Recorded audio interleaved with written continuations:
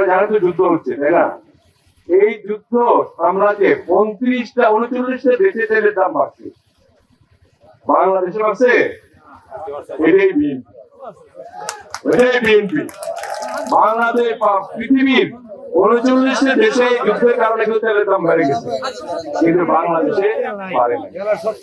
এই তেল আমাদের আমদানি করতে হয়, তারপরে কিন্তু আমরা তেলের দাম বাড়বে। সরকারের মানুষের কষ্ট হবে, কৃষকদের কষ্ট হবে, মধ্যবিত্তদের কষ্ট হবে। আমরা বিদ্যুতের দাম বাড়াবো না, তেলের দামও বাড়াবো না।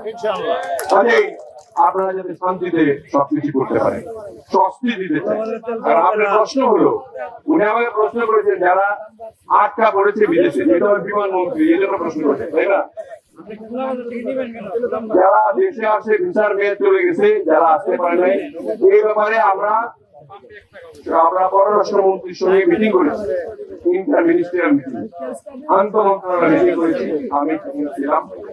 আমরা যারা মোফা, ওই যে আপনার কি বলে এটাকে আকামা, মানে ভিসার আরবিতে বলে আকামা যদি শেষ হয়ে গেছে এবং যুদ্ধের কারণে যেতে পারে নাই, তাদের আকামাকে বৃদ্ধি করার জন্য আমাদের পররাষ্ট্রমন্ত্রী নিজে মুখ করতেছে, তাদের বৃদ্ধি করে। এটা হলো এক। যারা আসতে পারেন নাই তাদেরকে আমরা চেষ্টা করতেছি, ইতিমধ্যেই 5টি জায়গায় আমরা ফ্লাইট চালু করেছি, সৌদি আরব, রিয়াদ, দাম্মাম এবং জেদ্দা। এই 4টি জায়গায় যাচ্ছে। আমরা গত 25 দিন থেকে আমরা ইউই, যেটা আপনার দুবাই, সেটাও আমরা রূপপুরে আলাদা। দুঃখের বিষয়, এই যুদ্ধের আপনার মিসাইলে আমাদের 4 জন বাংলাদেশি মারা গেছে। তাদের লাশগুলো আমরা এনে তাদের বাড়িতে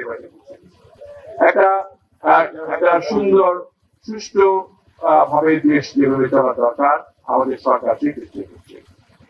আর কোন বিমানের টিকিট,